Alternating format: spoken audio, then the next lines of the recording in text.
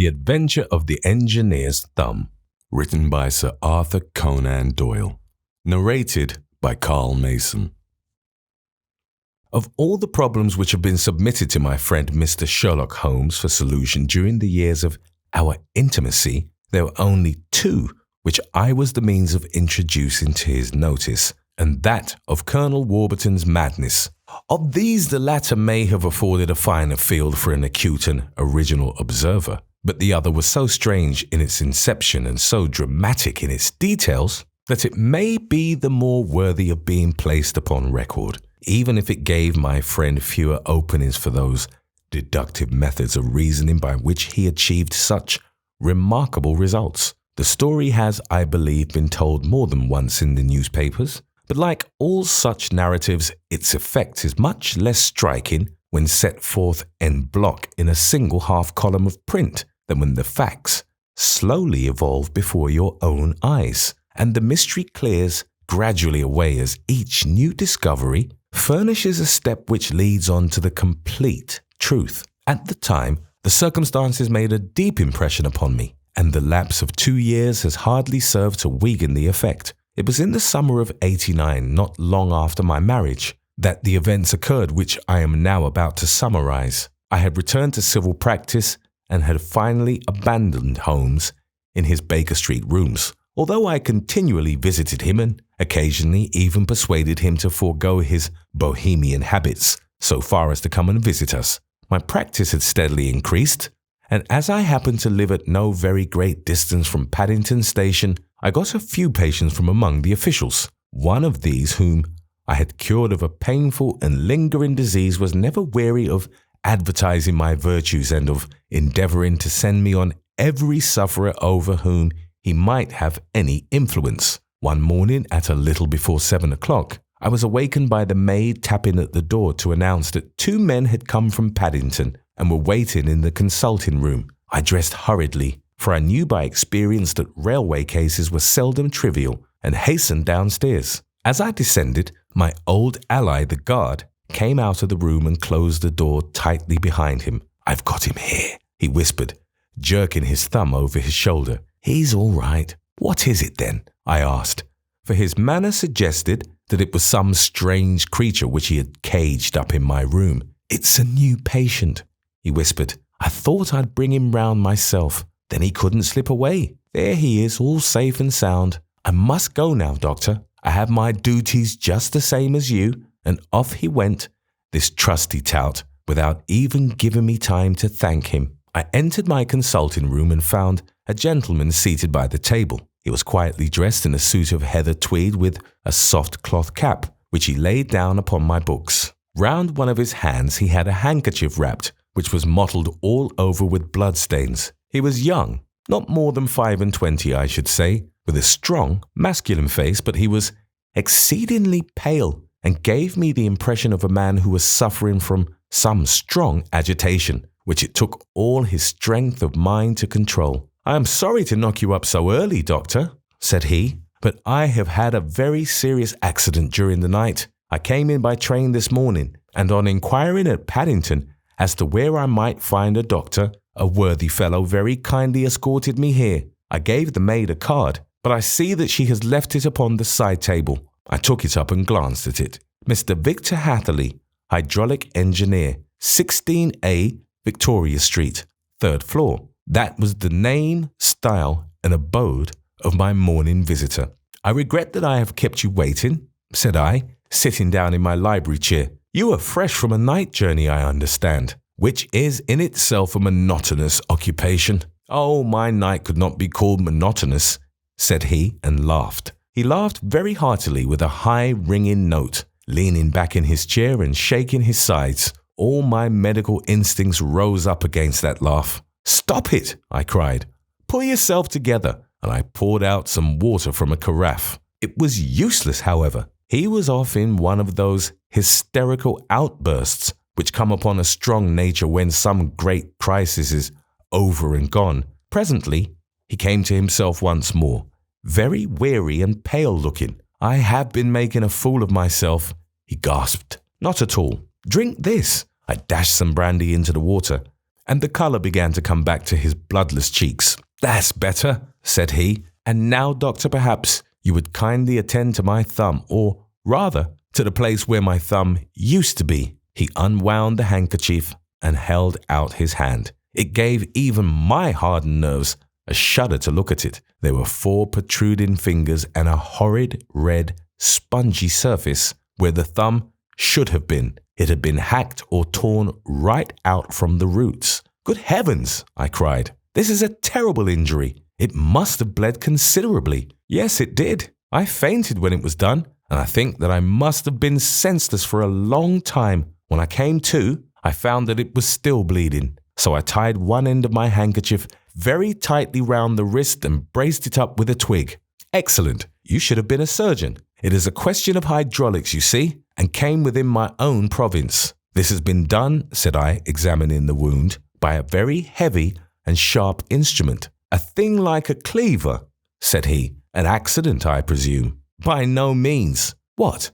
A murderous attack?" "Very murderous indeed. You horrify me." I sponged the wound, cleaned it, dressed it, and finally covered it over with cotton wadding and carbolized bandages. He lay back without wincing, though he bit his lip from time to time. "How is that?" I asked when I had finished. "Capital. Between your brandy and your bandage, I feel a new man. I was very weak, but I have had a good deal to go through. Perhaps you had better not speak of the matter. It is evidently trying to your nerves." "Oh, no, not now. I shall have to tell my tale to the police, but between ourselves, if it were not for the convincing evidence of this wound of mine, I should be surprised if they believed my statement, for it is a very extraordinary one, and I have not much in the way of proof with which to back it up. And even if they believe me, the clues which I can give them are so vague that it is a question whether justice will be done." "Ha!" I cried. "If it is anything in the nature of a problem which you desire to see solved, I should strongly recommend you to come to my friend, Mr. Sherlock Holmes, before you go to the official police." "Oh, I have heard of that fellow," answered my visitor, "and I should be very glad if he would take the matter up, though of course I must use the official police as well. Would you give me an introduction to him?" "I'll do better. I'll take you round to him myself." "I should be immensely obliged to you. We'll call a cab and go together. We shall just be in time to have a little breakfast with him. Do you feel equal to it?" "Yes. I shall not feel easy until I have told my story. Then my servant will call a cab and I shall be with you in an instant." I rushed upstairs, explained the matter shortly to my wife, and in 5 minutes was inside a hansom, driving with my new acquaintance to Baker Street. Sherlock Holmes was, as I expected, lounging about his sitting room in his dressing gown, reading the agony column of the Times and smoking his before-breakfast pipe, which was composed of all the plugs and dottles left from his smokes of the day before, all carefully dried and collected on the corner of the mantelpiece. He received us in his quietly genial fashion, ordered fresh rashers and eggs, and joined us in a hearty meal. When it was concluded, he settled our new acquaintance upon the sofa, placed a pillow beneath his head, and laid a glass of brandy and water within his reach. "It is easy to see that your experience has been no common one, Mr. Hatherley," said he. "Pray lie down there and make yourself absolutely at home. Tell us what you can, but stop when you are tired and keep up your strength with a little stimulant." "Thank you," said my patient, "but I have felt another man since the doctor bandaged me, and I think that your breakfast has completed the cure. I shall take up as little of your valuable time as possible, so I shall start at once upon my peculiar experiences." Holmes sat in his big armchair with the weary, heavy-lidded expression which veiled his keen and eager nature, while I sat opposite to him, and we listened in silence to the strange story which our visitor detailed to us. "You must know," said he, "that I am an orphan and a bachelor, residing alone in lodgings in London. By profession, I am a hydraulic engineer, and I have had considerable experience of my work during the 7 years that I was apprenticed to Veneer and Matheson, the well-known firm of Greenwich. 2 years ago, having served my time and having also come into a fair sum of money through my poor father's death, I determined to start in business for myself and took professional chambers in Victoria Street. I suppose that everyone finds his first independent start in business a dreary experience. To me, it has been exceptionally so. During 2 years, I have had 3 consultations and 1 small job, and that is absolutely all that my profession has brought me. My gross take-ins amount to £27 and 10 shillings. Every day from 9 in the morning until 4 in the afternoon, I waited in my little den until at last my heart began to sink, and I came to believe that I should never have any practice at all. Yesterday, however, just as I was thinking of leaving the office, my clerk entered to say there was a gentleman waiting who wished to see me upon business. He brought up a card too, with the name of Colonel Lysander Stark engraved upon it. Close at his heels came the colonel himself, a man rather over the middle size, but of an exceeding thinness. I do not think that I have ever seen so thin a man. His whole face sharpened away into nose and chin, and the skin of his cheeks was drawn quite tense over his outstanding bones. Yet this emaciation seemed to be his natural habit, and due to no disease, for his eye was bright, his step brisk, and his bearing assured. He was plainly but neatly dressed, and his age I should judge would be nearer 40 than 30. "Mr. Hatherley," said he, with something of a German accent, "you have been recommended to me, Mr. Hatherley, as being a man who is not only proficient in his profession, but is also discreet and capable of preserving a secret." I bowed, feeling as flattered as any young man would at such an address. "May I ask who it was who gave me so good a character?" "Well, perhaps it is better that I should not tell you that just at this moment. I have it from the same source that you are both an orphan and a bachelor, and are residing alone in London." "That is quite correct," I answered. "But you will excuse me if I say that I cannot see how all this bears upon my professional qualifications.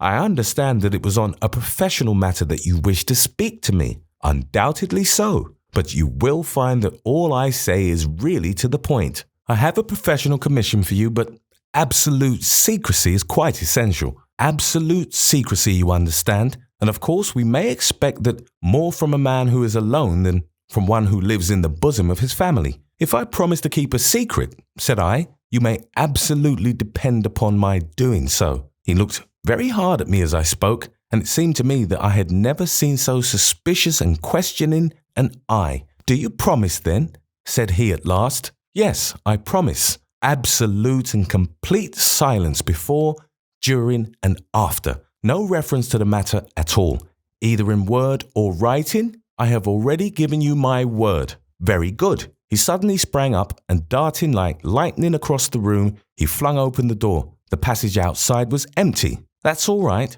said he, coming back. "I know that clerks are sometimes curious as to their master's affairs. Now we can talk in safety." He drew up his chair very close to mine and began to stare at me again with the same questioning and thoughtful look. A feeling of repulsion and of something akin to fear had begun to rise within me at the strange antics of this fleshless man. Even my dread of losing a client could not restrain me from showing my impatience. "I beg that you will state your business, sir," said I.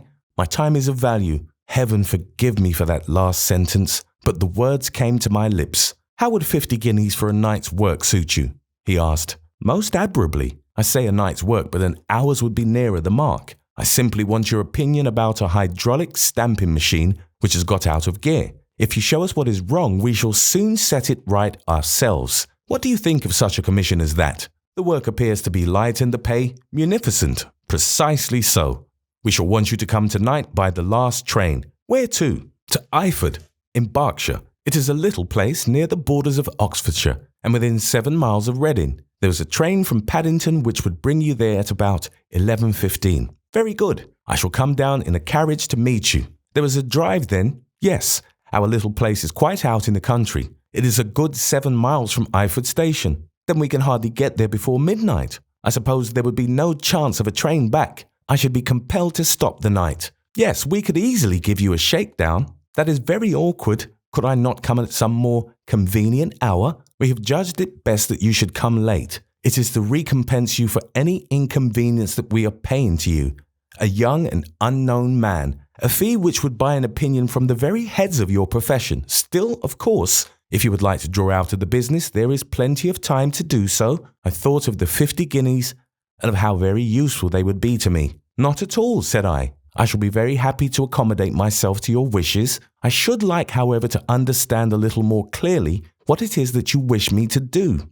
Quite so. It is very natural that the pledge of secrecy which we have exacted from you should have aroused your curiosity. I have no wish to commit you to anything without your having it all laid before you. I suppose that we are absolutely safe from eavesdroppers? Entirely. Then the matter stands thus. You are probably aware that Fuller's Earth is a valuable product, and that it is only found in 1 or 2 places in England. I have heard so. Some little time ago I bought a small place, a very small place, within 10 miles of Reading. I was fortunate enough to discover that there was a deposit of Fuller's Earth in one of my fields. On examining it, however, I found that this deposit was a comparatively small one, and that it formed a link between 2 very much larger ones upon the right and left, both of them, however, in the grounds of my neighbours. These good people were absolutely ignorant that their land contained that which was quite as valuable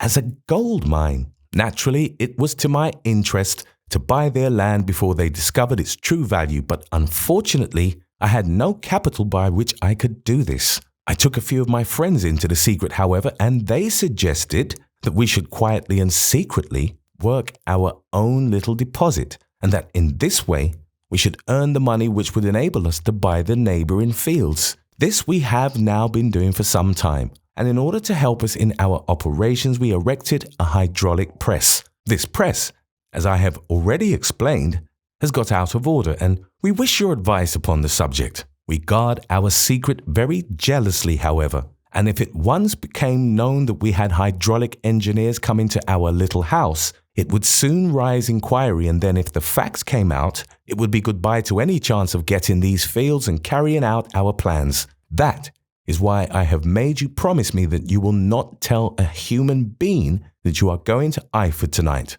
I hope that I make it all plain. I quite follow you, said I. The only point which I could not quite understand was what use you could make of a hydraulic press in excavating Fuller's Earth, which, as I understand, is dug out like gravel. Ah, said he carelessly, we have our own process. We compress the earth into bricks so as to remove them without revealing what they are. But that is a mere detail. I have taken you fully into my confidence now, Mr. Hatherley, and I have shown you how I trust you. He rose as he spoke. I shall expect you then at Eyford at 11:15. I shall certainly be there, and not a word to a soul. He looked at me with a last, long, questioning gaze, and then pressing my hand in a cold, dank grasp, he hurried from the room. Well, when I came to think it all over in cool blood, I was very much astonished, as you may both think, at this sudden commission which had been entrusted to me.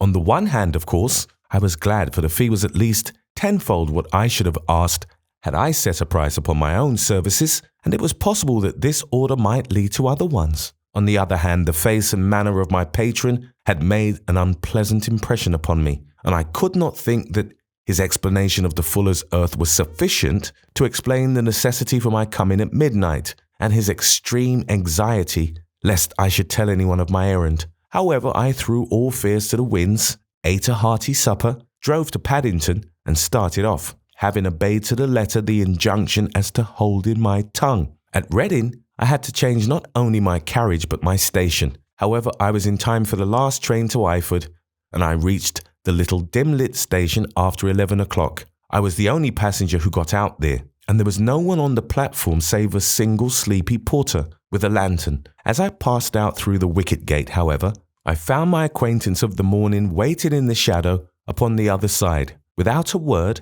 he grasped my arm and hurried me into a carriage, the door of which was standing open. He drew up the windows on either side, tapped on the woodwork, and away we went as fast as the horse could go. One horse? Interjected Holmes. Yes, only one. Did you observe the colour? Yes, I saw it by the side lights when I was stepping into the carriage. It was a chestnut, tired-looking or fresh. Oh, fresh and glossy. Thank you. I am sorry to have interrupted you. Pray continue your most interesting statement. Away we went then, and we drove for at least an hour.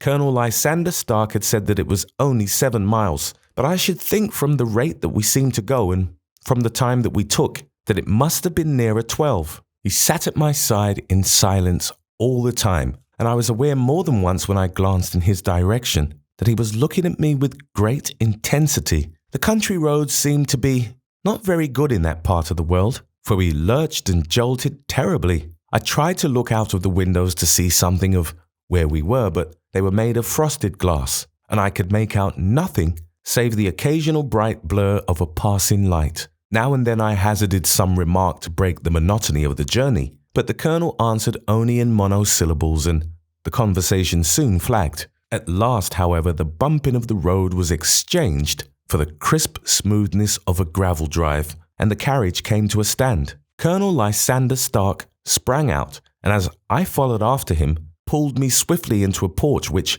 gaped in front of us. We stepped, as it were, right out of the carriage and into the hall, so that I failed to catch the most fleeting glance of the front of the house. The instant that I had crossed the threshold, the door slammed heavily behind us, and I heard faintly the rattle of the wheels as the carriage drove away. It was pitch dark inside the house, and the colonel fumbled about, looking for matches and muttering under his breath. Suddenly a door opened at the other end of the passage, and a long golden bar of light shot out in our direction. It grew broader, and a woman appeared with a lamp in her hand, which she held above her head, pushing her face forward and peering at us. I could see that she was pretty, and from the gloss with which the light shone upon her dark dress, I knew that it was a rich material. She spoke a few words in a foreign tongue in a tone as though asking a question, and when my companion answered in a gruff monosyllable, she gave such a start that the lamp nearly fell from her hand. Colonel Stark went up to her,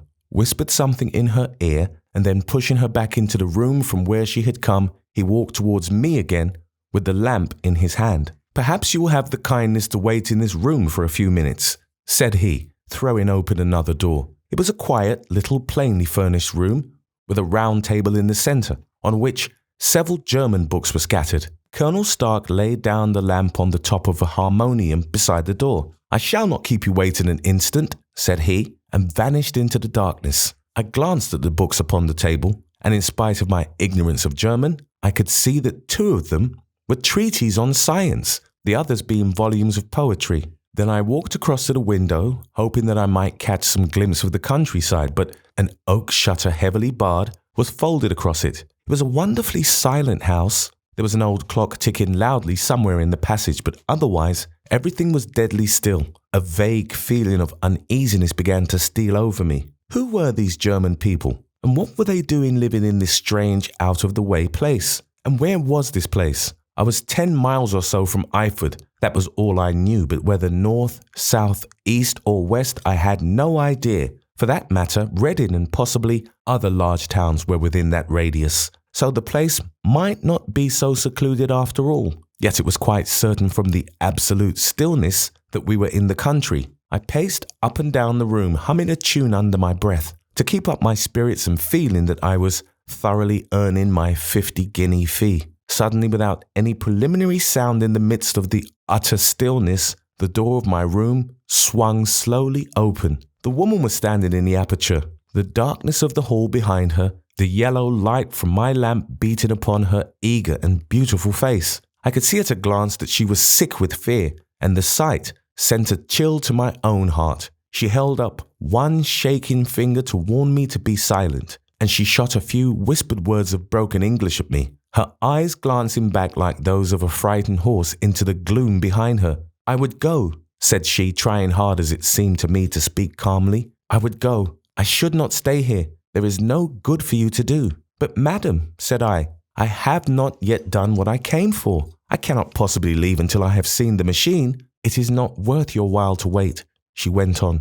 "You can pass through the door, no one hinders." And then, seeing that I smiled and shook my head, she suddenly threw aside her constraint and made a step forward with her hands wrung together. "For the love of heaven," she whispered, "get away from here before it is too late." But I am somewhat headstrong by nature, and the more ready to engage in an affair where there is some obstacle in the way. I thought of my 50-guinea fee, of my wearisome journey, and of the unpleasant night which seemed to be before me. Was it all to go for nothing? Why should I slink away without having carried out my commission, and without the payment which was my due? This woman might, for all I knew, be a monomaniac. With a stout beer in, therefore, though her manner had shaken me more than I cared to confess, I still shook my head and declared my intention of remaining where I was. She was about to renew her entreaties when a door slammed overhead, and the sound of several footsteps was heard upon the stairs. She listened for an instant, threw up her hands with a despairing gesture, and vanished as suddenly and as noiselessly as she had come. The newcomers were Colonel Lysander Stark, and a short, thick man with a chinchilla beard growing out of the creases of his double chin, who was introduced to me as Mr. Ferguson. "This is my secretary and manager," said the colonel. "By the way, I was under the impression that I left this door shut just now. I fear that you have felt the draught." "On the contrary," said I opened the door myself because I felt the room to be a little close." He shot one of his suspicious looks at me. "Perhaps we had better proceed to business then," said he. "Mr. Ferguson and I will take you up to see the machine. I had better put my hat on, I suppose." "Oh no, it is in the house." "What? You dig Fuller's earth in the house?" No. This is only where we compress it, but never mind that. All we wish you to do is to examine the machine and to let us know what is wrong with it." We went upstairs together, the colonel first with the lamp, the fat manager and I behind him.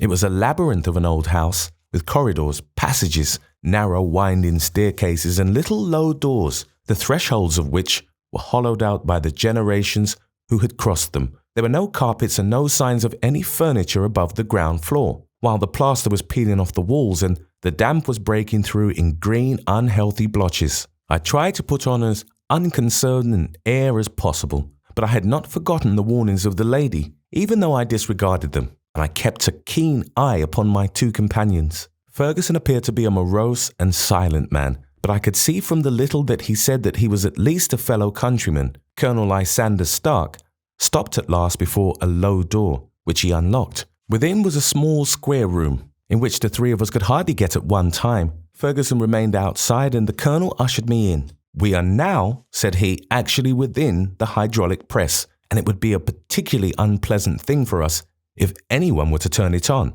The ceiling of this small chamber is really the end of the descending piston, and it comes down with the force of many tons upon this metal floor. There are small lateral columns of water outside, which receive the force and which transmit and multiply it in the manner which is familiar to you.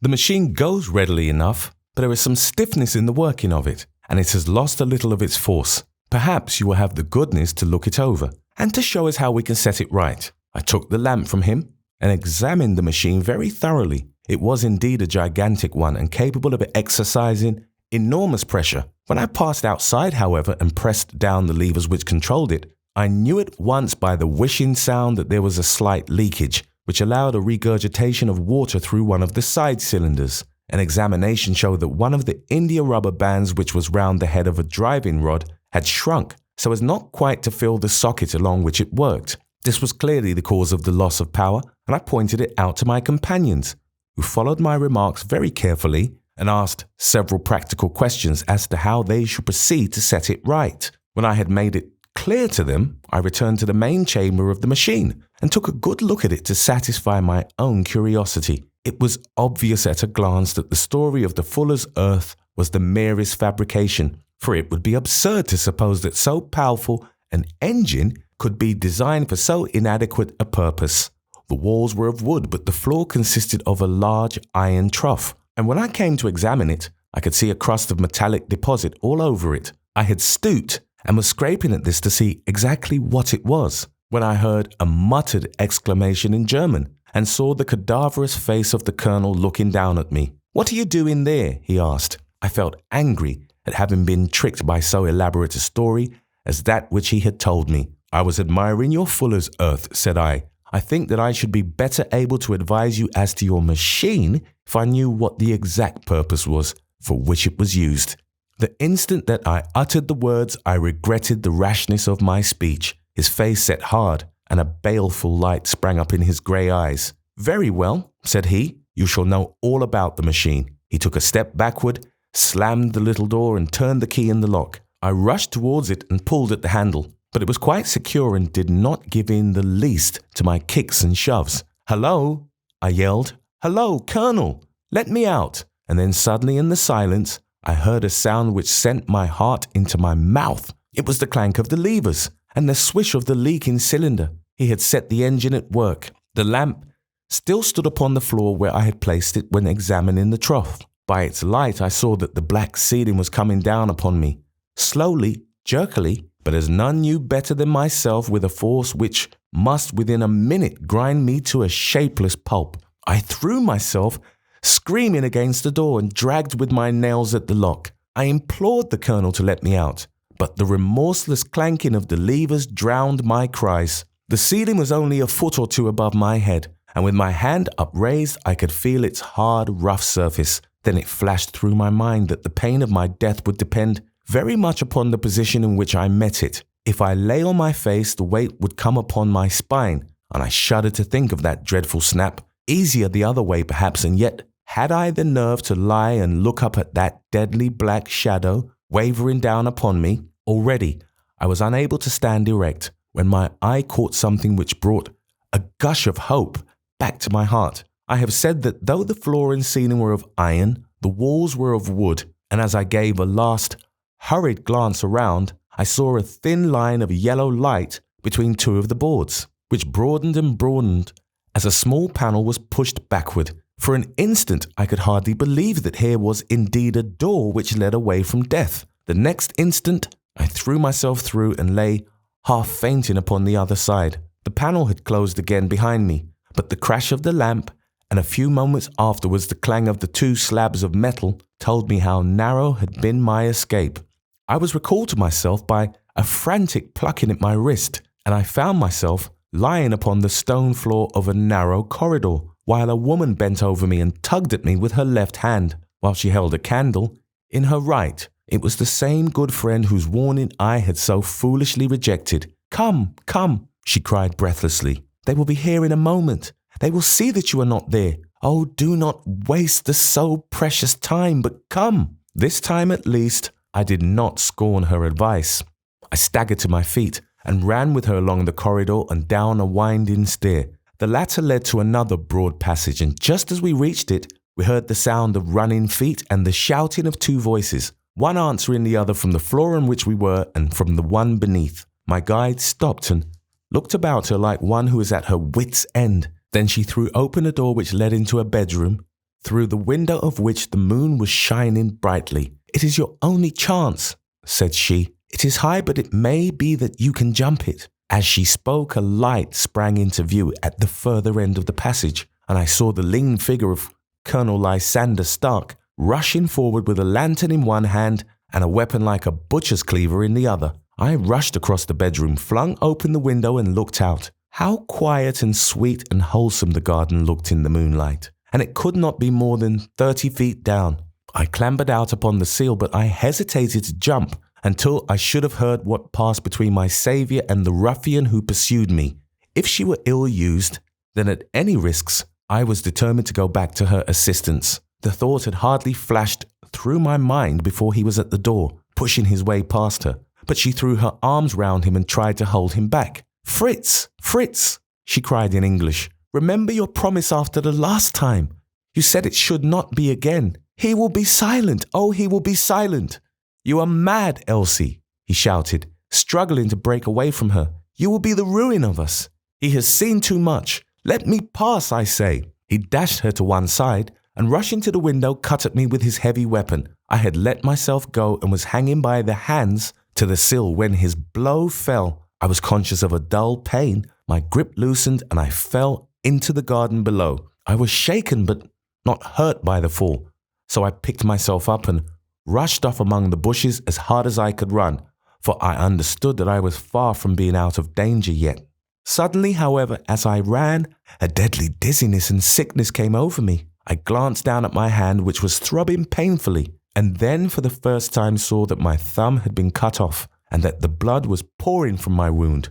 I endeavoured to tie my handkerchief round it, but there came a sudden buzzing in my ears, and next moment I fell in a dead faint among the rose bushes. How long I remained unconscious, I cannot tell. It must have been a very long time, for the moon had sunk and a bright morning was breaking when I came to myself. My clothes were all sodden with dew, and my coat sleeve was drenched with blood from my wounded thumb. The smarting of it recalled in an instant all the particulars of my night's adventure. and I sprang to my feet with the feeling that I might hardly yet be safe from my pursuers. But to my astonishment, when I came to look round me, neither house nor garden were to be seen. I had been lying in an angle of the hedge close by the high road, and just a little lower down was a long building which proved, upon my approaching it, to be the very station at which I had arrived upon the previous night. Were it not for the ugly wound upon my hand, all that had passed during those dreadful hours might have been an evil dream. Half dazed, I went into the station and asked about the morning train. There would be one to Reading in less than an hour. The same porter was on duty, I found, as had been there when I arrived. I inquired of him whether he had ever heard of Colonel Lysander Stark. The name was strange to him. Had he observed a carriage the night before waiting for me? No, he had not. Was there a police station anywhere near? There was one about 3 miles off. It was too far for me to go.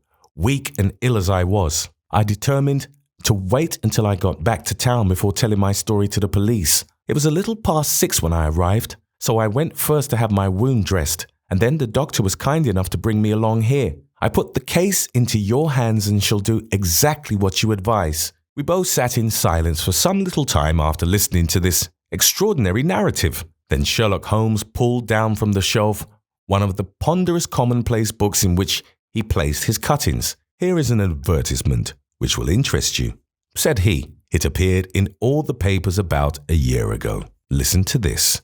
Lost on the 9th inst. Mr. Jeremiah Hayling, aged 26, a hydraulic engineer, left his lodgings at 10 o'clock at night and has not been heard of since. Was dressed in, etc., etc." Ha! That represents the last time that the Colonel needed to have his machine overhauled, I fancy. "Good heavens!" cried my patient. "Then that explains what the girl said." "Undoubtedly. It is quite clear that the Colonel was a cool and desperate man, who was absolutely determined that nothing should stand in the way of his little game, like those out-and-out pirates who will leave no survivor from a captured ship. Well, every moment now is precious, so if you feel equal to it, we shall go down to Scotland Yard at once, as a preliminary to starting for Eyford. Some 3 hours or so afterwards, we were all in the train together, bound from Reading to the little Berkshire village. There were Sherlock Holmes, the hydraulic engineer, Inspector Bradstreet of Scotland Yard, a plainclothesman, and myself. Bradstreet had spread an ordnance map of the county out upon the seat, and was busy with his compasses drawing a circle with Eyford for its centre. "There you are," said he. "That circle is drawn at a radius of 10 miles from the village. The place we want must be somewhere near that line." "You said 10 miles, I think, sir." "It was an hour's good drive." "And you think that they brought you back all that way when you were unconscious?" "They must have done so. I have a confused memory, too, of having been lifted and conveyed somewhere. What I cannot understand," said I, "is why they should have spared you when they found you lying fainting in the garden. Perhaps the villain was softened by the woman's entreaties." "I hardly think that likely. I never saw a more inexorable face in my life." "Oh, we shall soon clear up all that," said Bradstreet. "Well, I have drawn my circle, and I only wish I knew at what point upon it the folk that we are in search of are to be found." "I think I could lay my finger on it," said Holmes quietly. "Really now," cried the inspector. "You have formed your opinion. Come now. We shall see who agrees with you. I say it is south, for the country is more deserted there. And I say east," said my patient. "I am for west," remarked the plainclothes man. "There are several quiet little villages up there." "And I am for north," said I, "because there are no hills there, and our friend says that he did not notice the carriage go up any." "Come," cried the inspector, laughing. "It's a very pretty diversity of opinion. We have boxed the compass among us. Who do you give your casting vote to? You are all wrong." "But we can't all be." "Oh, yes, you can. This is my point." He placed his finger in the center of the circle. "This is where we shall find them." "But the 12-mile drive," gasped Hatherley. 6 out and 6 back. Nothing simpler. You say yourself that the horse was fresh and glossy when you got in. How could it be that if it had gone 12 miles over heavy roads? "Indeed, it is a likely ruse enough," observed Bradstreet thoughtfully. "Of course, there can be no doubt as to the nature of this gang." "None at all," said Holmes. "They are coiners on a large scale, and have used the machine to form the amalgam which has taken the place of silver. We have known for some time that a clever gang was at work. said the inspector. "They have been turning out half-crowns by the thousand. We even traced them as far as Reading, but could get no further, for they had covered their traces in a way that showed that they were very old hands. But now, thanks to this lucky chance, I think that we have got them right enough." But the inspector was mistaken, for those criminals were not destined to fall into the hands of justice. As we rolled into Eyford Station, we saw a gigantic column of smoke, which steamed up from behind a small clump of trees in the neighbourhood and hung like an immense ostrich feather over the landscape. "A house on fire?" asked Bradstreet, as the train steamed off again on its way. "Yes, sir," said the station master. "When did it break out?" "I hear that it was during the night, sir, but it has got worse, and the whole place is in a blaze." "Whose house is it?" "Dr. Beecher's." "Tell me," broke in the engineer, "is Dr. Beecher a German, very thin, with a long, sharp nose?" The station master laughed heartily. "No, sir. Dr. Beecher is an Englishman, and there isn't a man in the parish who has a better lined waistcoat. But he has a gentleman staying with him, a patient, as I understand, who is a foreigner, and he looks as if a little good Berkshire beef would do him no harm." The station master had not finished his speech before we were all hastening in the direction of the fire. The road topped a low hill, and there was a great widespread whitewashed building in front of us, spouting fire at every chink and window, while in the garden in front 3 fire engines were vainly striving to keep the flames under. "That's it!" cried Hatherley in intense excitement. "There is the gravel drive, and there are the rose bushes where I lay. That second window is the one that I jumped from." "Well, at least," said Holmes, "you have had your revenge upon them. There can be no question that it was your oil lamp which, when it was crushed in the press, set fire to the wooden walls, though no doubt they were too excited in the chase after you to observe it at the time. Now keep your eyes open in this crowd for your friends of last night, though I very much fear that they are a good 100 miles off by now." And Holmes's fears came to be realized, for from that day to this no word has ever been heard either of the beautiful woman, the sinister German, or the morose Englishman. Early that morning, a peasant had met a cart containing several people and some very bulky boxes, driving rapidly in the direction of Reading, but there all traces of the fugitives disappeared, and even Holmes's ingenuity failed ever to discover the least clue as to their whereabouts.